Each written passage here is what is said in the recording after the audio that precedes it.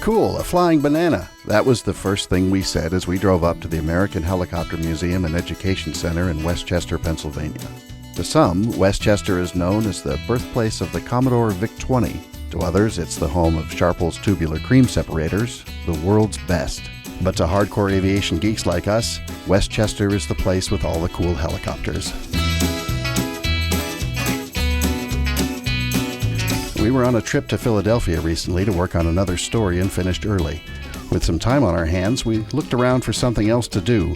We'd already had a look at a once beautiful ocean liner and then dropped in at our friend's sister's coffee shop, and we're starting to seriously consider a trip to the Shoe Museum when we figured out that we were only about 45 minutes away from Chester. With all due respect to the Shoe Museum, we'll take flying machines over footwear any day.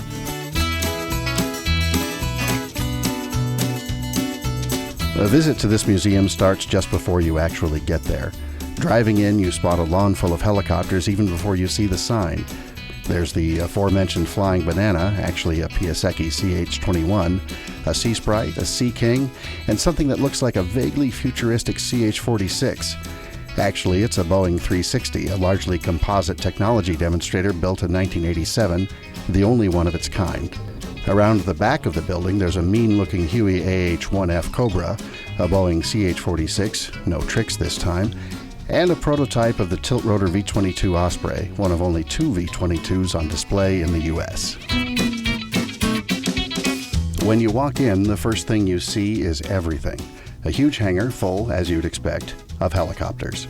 There's another Piasecki, this one an HU-P1 Retriever, and tucked in right in front of that is an early drone, a Gyrodyne QH-50C. As you start to explore the room, you come across one treasure after another. There's a series of Bell helicopters like the popular 206, the classic UH-1 Huey, and 2 Bell 47s. One, a D model, also known as an H-13 that you'll recognize from the TV show MASH, not to mention AirVenture. The other, a rare B model, which, with its wheels and dolphin nose, most of us don't recognize from anywhere. There's a series of gyrocopters hanging from the ceiling, including an original Benson B-8, a couple of classic Hughes designs, like an OH-6 and a 530, and some really intriguing rarities like the SO-1221 Gin. We don't have a favorite, but if we did, it just might be the little home-built Scorpion. Now, you can't talk about helicopters without saying the word Sikorsky, and they're well represented by the S-51, S-52, and the H-34 Choctaw that stands tall in the middle of the room, proudly painted in U.S. Marines colors. And speaking of Marines, if you're really lucky, you might run into a couple of docents named Stanley, Samsel, and Fred, Heinrich. These guys are the greatest, and they'll give you a tour you'll never forget.